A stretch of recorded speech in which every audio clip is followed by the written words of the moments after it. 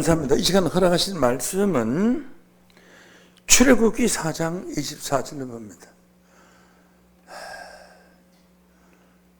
출애굽기 4장 24절입니다. 여호와께서 길의 숙소에서 모세를 만나사 그를 죽이려고 하시는지라. 십보라가 차도를 취하여 그 아들의 양피를 비어 모세의 발 앞에 던지며 가로되 당신은 참으로 내게 피난편이로다 하니 여호와께서 모세를 놓으시니라. 그때 십보라가 피난편이라 하면 할례를 인함이었더라. 아멘. 출애굽기 4장 24절에서 26절 말씀까지 봉독하여 드렸습니다.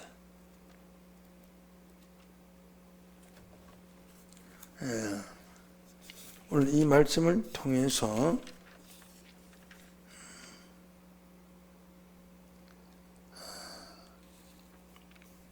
십보라의 피난편 모세, 십보라의 피난편 모세, 이런 제목으로 말씀을 증거합니다.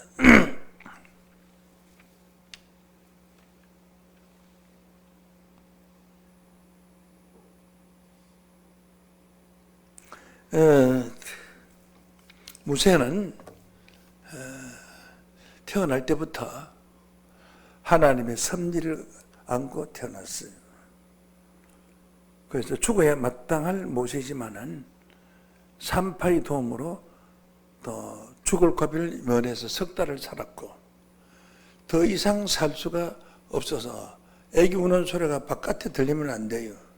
사나이로 난 자들은 산파를 통해서 다 죽이라고 했기 때문에, 죽을 수밖에 없기 때문에 할 수 없이 모세 누나 미리암이 모세를 안고 갈대 상자를 만들어서 그 위에다가 아기를 눕히고 갈대 숲 사이에다가 갖다 놓고 멀리서 지켜보고 있었어요. 그때에 애굽의 바로의 딸 공주가 놀러 나왔다가 그 갈대 숲 속에 애기 우는 소리가 나서 전 틀림없이 히브리 사람의 애기일 것이다, 가봐라 해서 갈대 숲에 있는 아주 예쁜 옥동자를 만나게 돼요. 그 옥동자를 보고 그 바로 공주가 귀하게 여기고, 이거 히브리 사람이 갔다가 길러서 내 아들을 삼겠다. 그래서 유모를 구하기 오르게 돼요.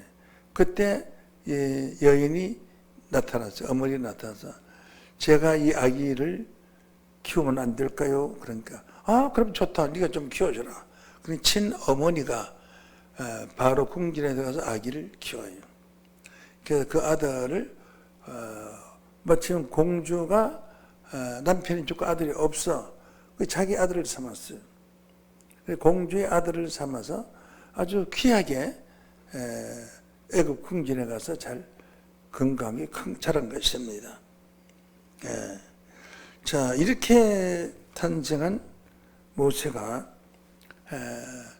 애굽에서 사람을 죽이고 이스라엘을 해방하고 저주하는 자를 용서할 수 없어서 죽이고 도망을 해서 미디안 광야 외삼촌 댁으로 갔어요. 그게 미디안 가서 외삼촌이 많은 양떼를 키우고 있었습니다. 그 양을 치는 양치기는 사업을 40년 동안 양치는 일을 했어요. 이도로죠. 외삼촌 이도로집 했는데 40년 동안 양치는 행위를 하고 넣어서 하루는 그 뜰기나무가 불꽃에 홀를 타는데 불은 타는데 나무가 타질 않아요. 거기서 하나님 음성이 들렸어요. 모세야, 모세야, 네가 선 땅은 거룩한 신을 벗어라. 그래서 신을 벗고 갔어요. 신을 벗어난 것은 새로운 사람이 되는 거예요. 모세가 신고 있는 신은 애굽에서 사람을 죽인 살인자의 신이었고 짐승은 양을 키우는 신이었어요. 너는 이제는 사람을 키우거나 짐승을 키우는 신발을 신지 말고 하나님의 뜻을 행하는 신발을 신으라. 네가 선 땅은 거룩하니 신을 벗어라 해서 신을 벗었어요. 그리고 하나님 말이 있습니다. 출애굽기 3장 8절로 보면 기록되어 있기를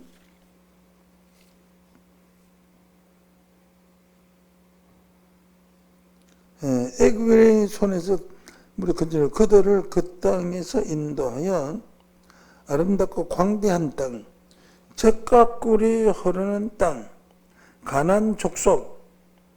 가나안 족속은 함에 넷째 아들이 가느냐. 가나안 족속, 헷 족속과 아모리 족속과 브리스 족속과 히 족속과 예부스 족속을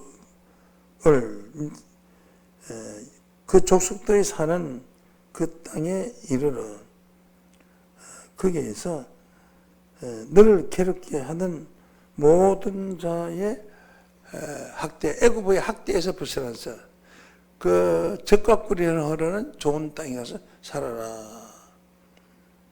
그 지시를 받았어요. 그래서 모세가 말해 나는 갈 수 없습니다. 나보다 더 훌륭한 자를 보내주십시오. 갈 수가 없습니다. 그랬어요. 그때에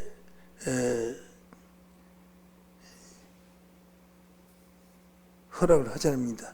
이제 내가 너를 바로로 보내어 바로에게 보내어 너로 내 백성 이스라엘 자손을 애굽에서 인도하여 내게 하리라. 모세가 하나님께 구하되 내가 누구간데 바로에게 가며 이스라엘 자손을 애굽에서 인도하여 내리까. 하나님이 가라사대 내가 정녕 너와 함께 있으리니 네가 백성을 애굽에서 인도하여 낸 후에 너희가 이 산에서 하나님을 섬기리니 내가 너를 보낸 정관이라.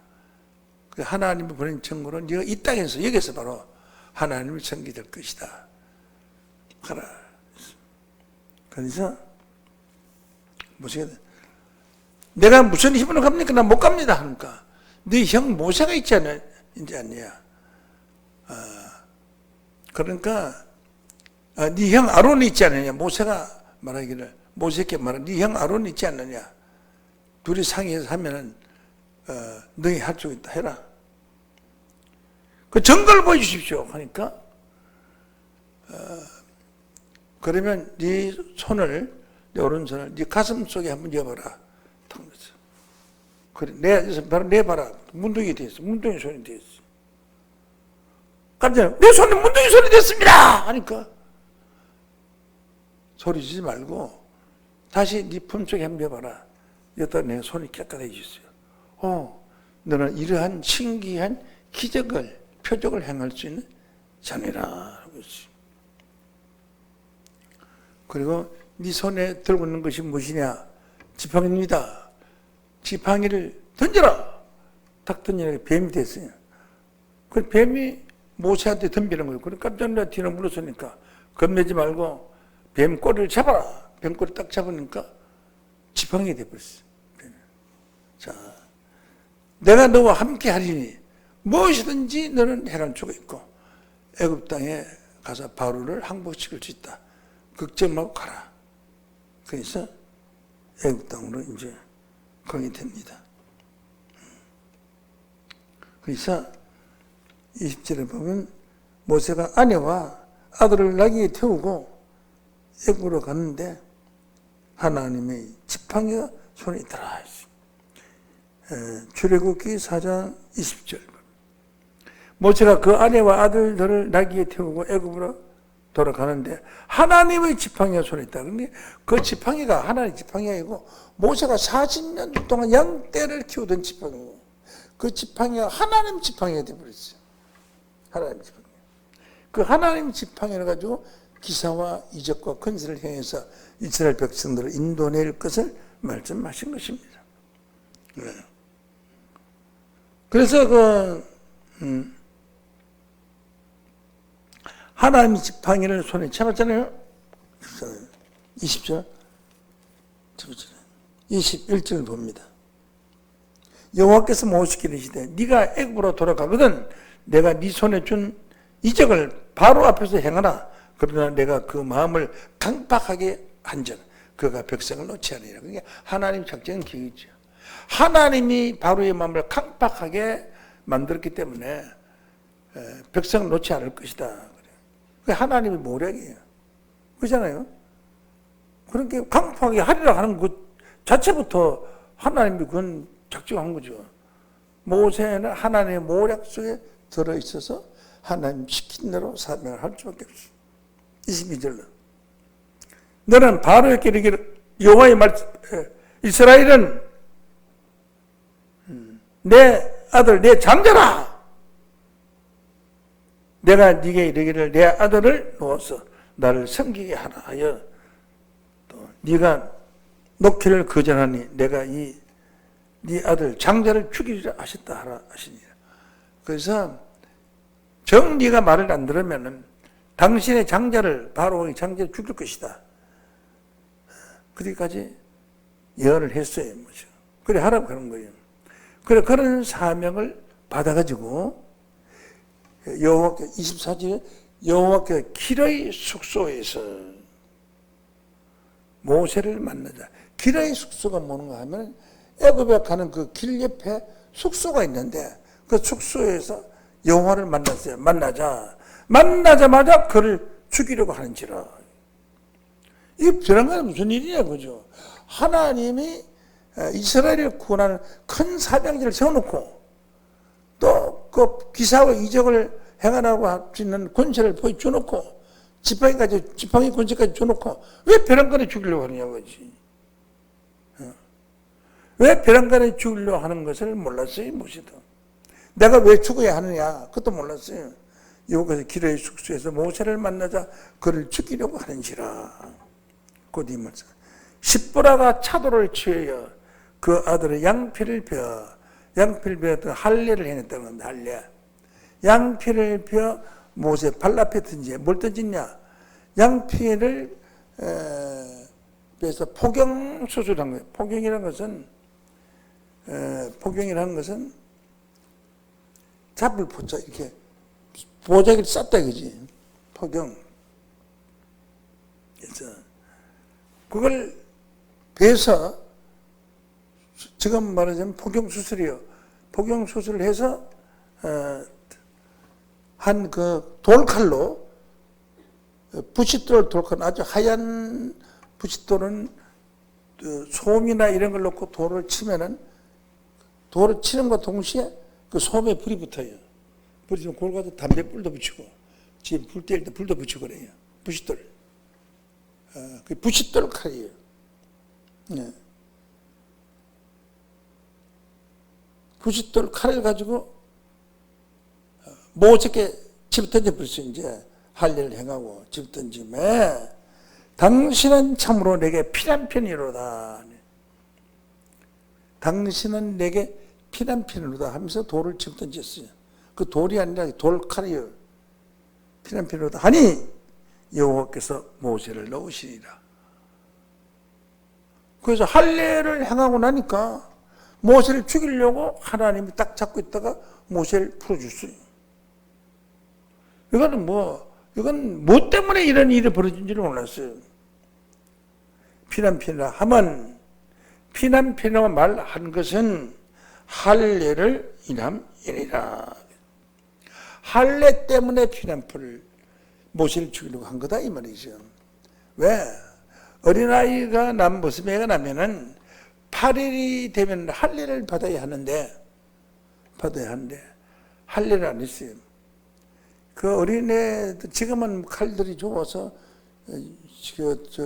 주사를 맞고 그다음에 아프지도 않고 순직간에 하는데 그때는 그런 주사약 같은 게 없잖아요. 그래서 쨍살을 펴니까 얼마나 아파요.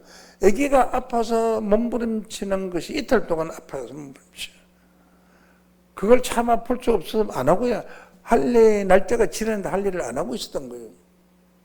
이스라엘은 할례를 해야 하나님 백성이 되는데 안 했어요. 그러니까 하나님이 모세를 죽이려고 한 거예요. 그게 하나님이 정해준 이스라엘 법도인데 법도를 여기서 죽이려고 하는 거예요. 근데 왜 죽이려고 하는 것도 몰랐어요. 그걸 난 뭐 잘하냐. 아기를 안고 나와서 안고 있는 어머니만 알아요. 몰랐어요. 그래서 죽이려고 무슨 이유로 죽이려 하는지 몰랐지만은 다시 말하면 시브라가 할례 의식을 거부한 거예요. 얘는 할례하면 아파서 애기한테 무슨 죄가 있다고 돌로 붙여가지고 할례를 하냐. 할례 의식을 거부한 거예요. 그래서 거부한 모세를 죽이려고 아비 모세를 죽이려고 하다가 시브라가 할례를 행함으로 나와서 살려준 거예요. 할례 의식이 얼마나 중요하기 때문에 하려고 했느냐. 할례는 것은 구약시대의 인치는 역사예요. 인치는 역사. 이것은 하나님의 아들이다 하는 것을 인치는 역사이고요.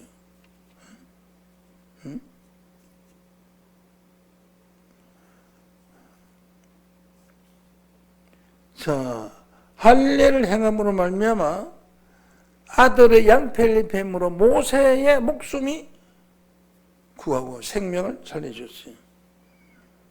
할례 의식은 모세의 생명보다 귀중한 거예요. 그러니까 모세가 하나님 어마어마하게 큰 사명을 맡기잖아요. 맡기시면 그런 거 아무것도 아닌데 할례 그런 건 아무것도 아닌데 왜 말도 안 하고 모세를 죽이려고 하냐 거지. 그러니까 할례 의식이 모세의 목숨보다 더 소중하다.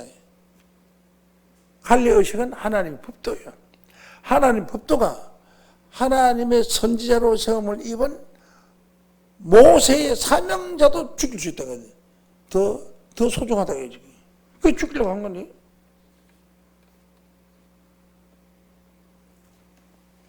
할례 의식이 모세의 생명을 구원했어요. 그러므로 할례를 안 할 것이냐, 모세를 죽일 것이냐, 이 같은 양자택일의 입장에 있을 때에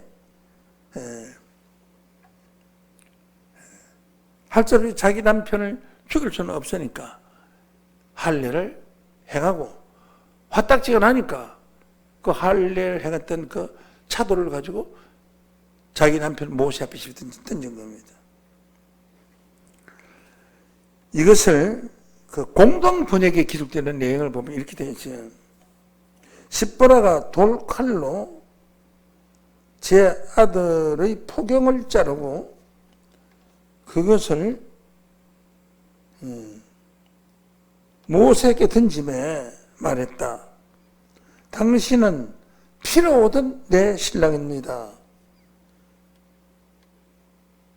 당신은 피로 얻은 내 신랑입니다. 그래서 피란 표현을 해요. 만약에 시브라가 할례를 해서 피를 흘리지 않았으면은 모세는 죽었어요. 자기 남편 못 되잖아요. 그래서 피로서 얻은 그 아들의 포경을 잘람으로 말미암아 피가 흘렀잖아요.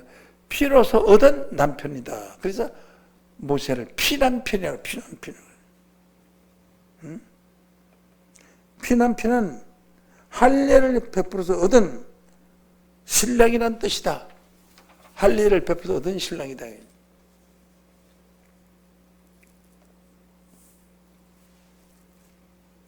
왜 할례를 해야 되느냐? 할례를 왜 해야 되냐면 할례를 하지 않으면 그 남자는 더러운 남자예요. 그 소변을 보면 소변 찌꺼기가 포경되어 있는 그 속에 꽉 붙어 있어요. 굉장히 더러워요. 그것이 여자의 몸에도 들어갈 수도 있고 병을 전달할 수도 나빠요. 포경을 해버리면은 그 찌꺼기가 소변의 찌꺼기가 나중에 굳어서 뭐가 되나 하면 밥풀 것이 돼요. 밥풀 것이 되는데 그게 굉장히 더럽게 하고 여자의 몸도 더럽게 하고 여자의 몸속에도 그걸 남겨둘 수 있기 때문에 포경을 해야 남자의 몸이 깨끗하고 여자의 몸이 깨끗한 거예요. 그래서 깨끗한 사람을 만드는데 8일째 됩니다. 아기 때. 그때 포경을 한 거예요. 아기도 모르고 그때 포경, 지금도 그때 포경하기 좋은 거예요. 좋은 거예요. 그래서 포경, 포로서 쌓여있는 것을 찢음으로 포가 찢어진 거예요. 그러므로 그 포경 속에 있는 모든 더러운 것이 다 제거가 되고 깨끗하게 돼요. 그래서 깨끗하게 되면 자기만 깨끗한 게 아니라 남자도 깨끗해지고 여자도 깨끗해지기 때문에 하는 거예요. 깨끗한 몸, 거룩한 몸으로서 하나님을 찬양하고 주의 일을 해야 되는데 그러면 포경을 안 하면 아들 안 하면 더러운 몸의 아버지가 사명을 할 수는 없기 때문에 모세를 죽이려고 한 거예요. 그래서 왜 모세를 먼저 죽이려고 했냐? 모세는 지도자로서 누구보다도 먼저 하나님의 언약과 법도를 지키는 데 모범이 되어야 돼요. 언약과 법도를 지키는 모범이 되어야 되는데 할례를 받지 하지 않고 그냥 들고 있으니까 모세 모범이 못 돼요. 그래서 모세를 죽이려고 합니다. 그리고 두 번째는 택함받은 가정부터 성결하고 깨끗함을 보여야 하는데 수술을 하지 않기 때문에 성결하고 깨끗함이 없어요. 그 아이는 성결하고 깨끗함이 없기 때문에 큰일을 할 수가 없어요. 그래서 죽이려고 한 거예요. 세 번째, 할례를 함으로써 깨끗한 몸으로 거룩한 백성, 언약의 백성이 되는 거예요. 남자의 생후 8일에 양피를 베는 의식을 행하여야 이스라엘을 택함을 받은 이스라엘 백성의 남자가 되는 거예요. 이것이 레위기 12장 1절에서 4절에 잘 기록되어 있지. 그래서 6월절 행할 때, 6월절 행사를 행할 때 할례를 받지 않은 사람이 있으면 6월절 행사를 못해요. 할례를 받지 않은 사람은 6월절 행사에 참여할 수가 없어요. 출애굽기 12장 43절로 봅니다. 여호와께서 모세와 아론에게 일러 가로되 6월절 규례가 이러하니라. 이방 사람은 먹지 못할 것이나 각 사람이 돈으로 산 종은 할례를 받은 후에야 먹을 것이다. 종이라고 할지라도 그 6월절 떡을 먹고 6월절 고기를 먹으려면 할례를 받고 난 후에야 먹을 수가 있어요. 그만큼 할례는 소중한 겁니다. 45절로 보면은 출애굽기 12장 45절로 보면 거류인과 타국 품꾼은 먹지 못하다. 거류인은 머물거나 외국에서 그냥 왔거나 구경하러 왔거나 볼일 보러 왔거나 또 일하는 품꾼, 품종 이런 사람은 할례를 받지 않은 사람들이기 때문에 굶어야 돼요. 아무도 못 먹어요. 할례의 떡도 못 먹고 고기도 못 먹어. 그러니까 굶어요. 그래서 48절로 보면 다 읽으면 시간이 많이 걸리니까 하나 빼놓고 읽는 거예요. 더 보고 싶으면 자세히 읽어보라고 싶어서. 너희와 함께 거하는 타국인이 여호와의 유월절을 지키고자 하거든 그 모든 남자는 할례를 받은 후에야 가까이 하여 지킬지니 곧 그는 본토인과 같이 될 것이나 할례를 받지 못한 자는 먹지도 못할 것이다. 유월절 할례를 못 받은 사람은 먹지도 못해요.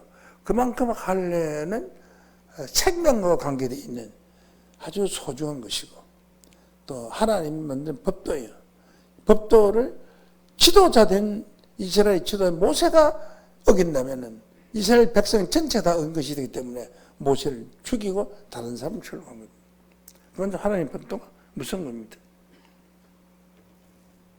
그래서 이것은 대선지의 아내 된 십보라가 아기의 고통 때문에 할례를 거부해서 하나님이 모세를 죽이려고 했던 것입니다.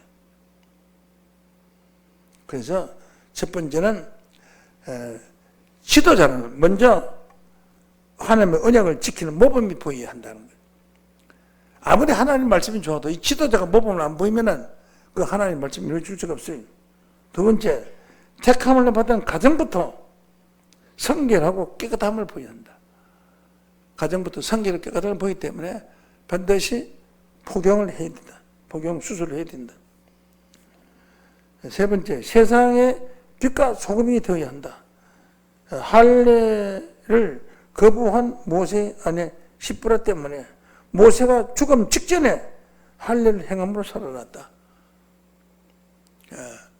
그러면 할례를 해야 돼. 왜 지금은 할례에 권하지 않느냐? 지금은 건강이 안 좋고 안 좋다는 걸 다 알기 때문에 할례를 뭐 믿어나 안 믿어나 할례는 다 할례를 다 하잖아요. 병원에서 어린 애기들 다 할례를 행하고 있습니다. 응? 그래서 로마서 4장 1절에서 3절 봅니다. 그런즉 육신으로 우리 조상된 아브라함이 무엇을 얻었다 하리요? 만일 아브라함이 행위로서 어릇함을 얻었으면 자랑할 것이 있으리라. 하나님 앞에 없느라. 그러니까 행위로서는 어릇함을 얻을 수 없어요. 그러니까 지금 와서 하나님이 뭐 할례를 했다 안 했다 그 행위로서는 어릇함을 얻을 수가 없어요. 엄마니라 3절 봅니다.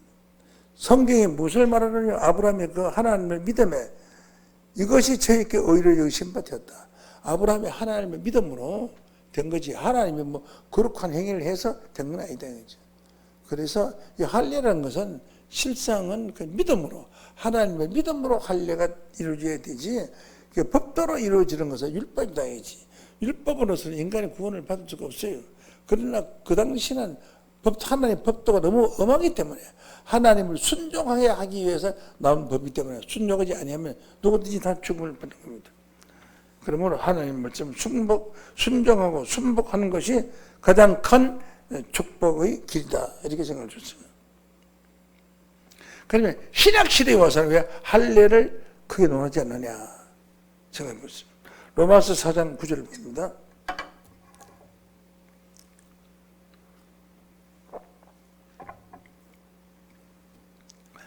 그런즉 이 행복이 할례자있겠뇨 무할례자있겠느뇨.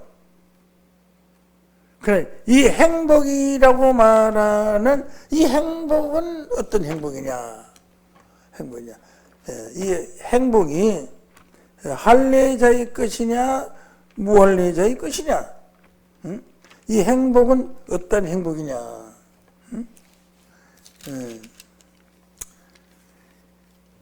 로마서 4장 4절을 봅니다. 일하는 자에게는 그 삭설 은혜를 여기지 않고 빚을 여기요. 일하는 자에게 삭설 은혜를 여기서 싹을 줘야 되는데 일하는 자를 도로 빚진 자를 여긴다고요. 여기 은혜와 일을 아니할지라도 경건치 아니한 자를 어렵다 하신 이를 믿는 자에게는 했습니다.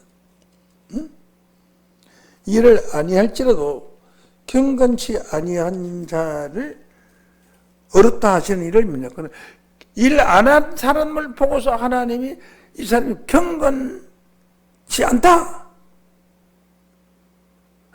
어렵지 않다 하시는 자에게도 하나님이 어렵다 하면 그게 어려운 거예요. 일을 아니할지라도 경건치 아니한 자. 그러므로 경건하다는 것은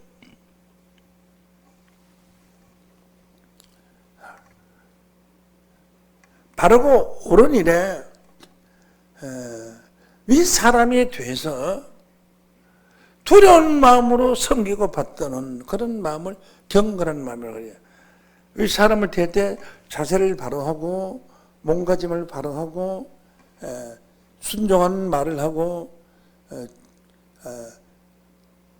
심판을 받지 않은 조심스러운 말을 하는 그런 경건한 마음, 그런 경건한 가게 모시는 부모를 모시는 같이 그런 모시는 그런 경건치 아니한 자를 경건해야 되는 사람은 윗사람 보면 경건치 아니한 자를 어렵다 하시니 하나님 경건치 아니한 자를 경건한 자를 어렵다 해야 되는데 경건치 아니한 자를 어렵다 하시는 이를 믿는 자에게는 그 믿음을 의지한다. 자기 보기에는 잘못된 거 아무것도 아닌데 대단한 그 사람으로 여기 말씀하시는 거예요. 그러면은 자기 눈에 경건치 않게 보이도 하나님이 대단한 사람으로 말을 하면 대단하게 얘가 예 알겠습니다 잘못했습니다 이렇게 해야 되는데 그렇게 하지 않으면 안 된다. 그렇게 경건치 아니한 자를 어렵다 하는 이를 믿는 자에게는 경건치 않은 사람은 이 사람은 대단한 분이 잘못이라고 하는데 자기 생각에 개떡 같은 사람인데 뭘 대단해. 그게 잘못이지 않고 경건하게 대하지를 않고 막 대하면 안 되죠. 그런데 경건치 아니한 자를 하나님이 어렵다고 하심을 그 어렵다고 믿는 것은 그 자기를 섬기고 존경하는 자를 어렵다 하시는 거나 마찬가지더만. 존경하는 분이 존경하지 할 수 없는 자기 없는 사람을 어렵다고 할지라도 그 자기 존경하는 사람이 어렵다고 하면 어려운 거예요. 믿습니까? 그런 사람을 그 믿음을 의로 여기시라니. 그래 보니까 하루도 일도 안 하고 비실비실 놀고 와서 참아먹고 노는데 자기들하고 똑같은 월급 주거든. 그러니까 기분이 나쁘고 이 자식이 설전 놀고 아무 일도 안 하는 자식이 왜 우리하고 똑같은 법을 대접을 받냐. 일한 것이 없이 하나님 앞에 의를 여기고 수고할 때 여러분들 다 같이 대단히 수고했습니다. 일을 서서 논 사람 이 사람도 수고를 많이 했습니다. 그런 거요. 그러니까 마음에 인정이 안 가지. 일한 것이 없이 하나님 앞에 의로 여김을 받는 사람은 행복에 대하여 다윗이 말한 사전이 있는데 말한 바 그 불법을 사심을 받고 죄를 가리우심을 받는 자는 복이 있다. 복이 있다. 함과 같으니라. 9절 봐요. 그런 자 이 행복이 그게 무슨 행복이야? 이 행복. 이 행복은 뭐냐? 내가 어렵지 아니하는데도 어려운 대우를 받고 내가 행함이 없는데도 행함 대우를 받고 일한 것도 없는데 일한 것에 대우를 받는 이 행복. 행복이 아니야 행복은? 행복이죠. 충성도 안 하고 봉사도 안 했는데 충성하고 봉사한 사람보다 더 대우를 받으니까 그것도 행복이 어디 있어요. 이 행복에 대하여 할례자였겠뇨 무할례자였겠뇨. 이런 행복이 할례자가 받을 수 있느냐 무할례자가 받을 수 있느냐. 대저 우리가 말하기를 아브라함에게는 그 믿음을 의로 여기시느라. 아브라함은 일한 것도 없이 본 것도 없이 노력한 것도 없이 하나님 앞에 행복의 축복을 받은 겁니다. 너를 믿는 너를 존경하는 자는 내가 존경하고 너를 미워하는 자는 내가 너를 그 자를 내가 미워할 것이다. 너는 복의 근원이 되죠. 아무 일한 것도 없는 복의 근원이 되잖아요. 그러니까 일한 것도 없이 행한 것도 없이 축복을 받는 이 행복이 이거는 할례자였겠냐 무할례자가 이런 걸 받느냐 할례자가 받느냐. 그러니까 이 행복은 할례자였겠냐 혹 무할례자였겠냐. 대저 우리가 말하기를 아브라함에게는 그 믿음이 그 의를 이겼다. 아브라함은 하나님을 믿는 믿음이 좋다 이거지. 시킨 대로 순종은 잘하지만 하나님을 믿는 믿음이 없는 사람이 있고 놀고 먹지만 믿음이 대단한 사람이 있다. 이와 같이로 아브라함은 믿음으로 말미암아 의로 여기심을 받은 자인 줄로 믿습니다. 행함으로 의로 받은 장관이에요. 행함으로 말하면 아브라함에게는 자랑할 것이 없다라고 했어요. 로마서 4장 1절 한번 볼까요? 그런즉 육신으로 우리 조상된 아브라함이 무엇을 얻다 하리. 만일 아브라함이 행위로서 어렵다함을 얻었으면 자랑할 것이 있으려니와 하나님 앞에는 없나니라. 하나님 앞에는 자랑할 것 없는 그런 사람을 믿음의 주상으로 삼는. 왜? 그가 믿으니까. 믿음은 대단하다. 그러니 이런 사람의 행복이 이런 큰 행복이 일한 것도 없이 받는 축복이 할례자였겠냐 무할례자였겠냐. 응? 그래서 무할례자였겠다 이거지. 이게 또 말이 안 돼. 무할례자였겠다. 이 무할례자가 할례를 받기 전에 무할례자가 할례를 받기 전에 의로운 행위를 했을 때 이 축복을 받는 거예요.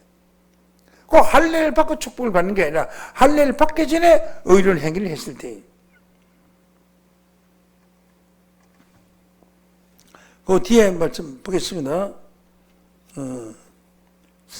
로마서 4장 10절 할례자이께냐 무할례자이께냐 이 행복이 아니라 무할례신이라. 제가 할례의 표를 받은 것은 무할례 시대에 믿음으로 된 의를 인치는 것이다. 무할례 시대에 할례를 받기 전에 이 사람은 어떤 행위를 한 것을 하나님이 인정하고 인치했어요. 그러니까 인침받은 거예요. 그래 할례는 그 당시에는 인침하는 말이 없었지만은 이 성경적으로 보면 할례 그 자체가 이제는 하나님의 아들이라고 인침을 받은 거예요. 택한 백성이라고 인침받은 것이 할례를 한 거예요. 그게 할례. 그 인침을 안 받으면 하나님 택한 자가 있잖아요. 그래서 제가 할례의 표를 받는 것은 무할례 시대의 믿음으로 된 의를 인친 것이니 이는 무할례자로서 믿는 모든 자의 조상이 되게 하여 누가 아브라함이 저희로 의로 여김을 얻게 하려 하심이니라. 12절로 봅니다. 또한 할례자의 조상이 되었나니 무할례자의 조상도 되고 할례자의 조상도 되었나니 그 할례를 받을 자에게뿐만 아니라 우리 조상 아브라함이 무할례 시대에 가졌던 믿음의 자취를 믿음에 간 그 길을 쫓는 자들에게다. 아브라함이 믿음으로 하나님 말씀을 순종하고 간 그 길을 같이 쫓는 자들이다. 쫓는 자들 것이다. 라고 말씀을 했습니다. 13절 아브라함이나 그 후손에게 세상의 후사가 되리라고 하신 언약은 율법으로 말미암은 것이 아니요 오직 믿음의 의로 말미암은 것이다. 그러니까 율법으로 사는 인침을 받을 수가 없어요. 그 율법 때문에 우리가 구원을 받을 수가 없어요. 그 때문에 믿음을 된 것이 아니라 믿음으로 말미암아 인침을 받은 것이다. 그래서 종말에 이루어질 이 말씀을 믿는 믿음, 또 보혜사적인 사명자를 믿는 그 믿음, 그것을 하나님께서 인쳐 주시는 거예요. 꼭 행위를 보고 인쳐 주는 건 아니에요. 믿음이 없는 자가 행위는 더 잘할 수도 있어요. 잘 보이려고 할 수 있어요. 근데 그 행위가 같은 값이면 인침을 받기 전에 있었던 그 행위, 그것을 하나님 의로 이기고 인쳤다는 것이에요. 아브라함이나 그 후손에게 세상의 후사가 되리라고. 후사란 것은 세상의 모든 이어받는 자, 대를 이어받는 후사가 되리라고 하신 언약은 율법으로 말미암아 된 것이 아니다. 그래 율법이 영랑구다니요. 율법. 믿음의 의로 말미암아 된 것이다. 오늘날 모든 것은 우리가 율법을 지켜 구원받는다고 하는데 그거 아닙니다. 율법으로 된 하나님 의가 이루어지는 게 아니고 믿음으로 이루어지는 의라는 것을 여러분 깨닫기를 원합니다. 한 일만 더 있습니다. 만일 율법에 속한 자들이 후사라면 율법을 잘 지켜서 된 사람이 하나님의 그 대를 이어받는 후사라면은 믿음은 헛것이 되고 약속은 폐하에 전하리라. 그러니까 믿음이 헛것이 되고 하나님과 약속도 없어진 거다. 피해진 것이다 이거지. 그러니까 율법에 속한 자들은 의로 인침을 받는 영적인 할례를 받을 수 없다 이런 말씀인 것입니다. 믿음으로만 영적인 할례를 받을 수 있어요. 그러나 할례는 이제 실제적인 이런 육신적으로 그 남자의 이렇게 하는 그 할례 복용 수술을 하는 것이 아니라 우리 마음의 할례를 해야 돼. 로마서 2장 29절 보여요. 오직 이면적인 유대인이여, 이면적 겉으로 나타난 유대인, 이면적인 총리자 속에 있는 유대인이여, 할례는 마음이 할지니 신령이 있고 의문에 있지 아니. 의문은 고린도서 3장 7절에 쉽게 명했죠. 할례는 신령에 있고 의문은 율법에 있지 아니한 것이라. 그 칭찬이 사람에게서가 아니요 다만 하나님께서이니라. 그래서 마음의 할례를 받아야지. 마음의 할례를 받음으로 몸에 찌꺼기가 없어진 거 마찬가지죠. 마음의 찌꺼기, 사람 마음속에 있는 찌꺼기가 없어지려면 할례를 받아서 껍질을 훌쩍 깔아버려야지 마음에 도둑이 다 날아올 거 아니에요. 그런 거 아니에요. 보자기 속에 되는 더러운 걸로 돼요. 보자기를 찢어내버려야지 그 도둑이 다 없어지는 거지. 그래서 오직 이면적 유대인이며 이면 속에 있는 속리자면 속에 있는 유대인, 속은 것 믿음을 있는 유대인이 유대인이며 할례는 마음이 할 것이지 신령에 있고 의문에 있지 의문은 율법이 있지 않다. 율법을 지키기 위해서 할례를 받는 것은 아니다. 그 칭찬이 사람에게 있는 것이 아니고 다만 하나님께는 아니라 사람에게는 비방을 받는다고 할지라도 우리는 하나님을 향한 믿음, 하나님께 있다는 것을 깨우침 받기를 원합니다. 이렇게 해서 이 할례를 받지 아니하면